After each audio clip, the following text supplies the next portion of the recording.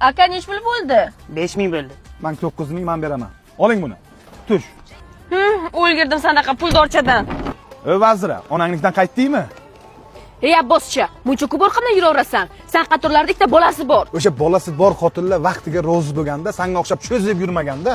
Ko'p orqamdan yuraverma, ukam kelib qoladi. Ukam kelib qolsa, buvinikiga kirib ketasan.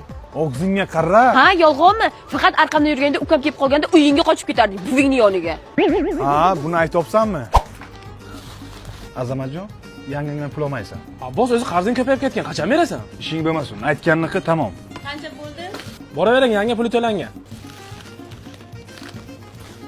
Ey Abbos, o'zi qarzlaring ko'payib ketgan. Tayyor pulni beraman deb turgan edi. Men beraman deding. Buni yozib qo'y deyapsan.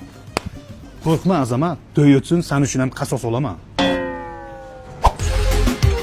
Oo, didi ham chakka emas ekan, alqochalar zo'ridan uribdi-ku bu. Xo'sh, xizmat. Aka, 10-stolga o'tirgan qizimizdan hisob so'ramasanglar, o'zim to'layman. Bo'lajak keliningiz bo'ladi-da. Bo'ldi, hammasi tushunarli, his qilaman. Rahmat. Akajon, keliningizni shotini aytib boring. 2 million so'm. 2 million so'm? Nima edi bu shu holiga? Kelinimiz bu yoqda ovqat yedi.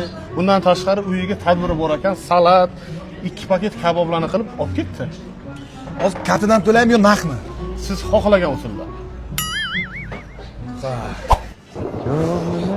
Qayin sevgan qiz uchun birchat qilinman-da.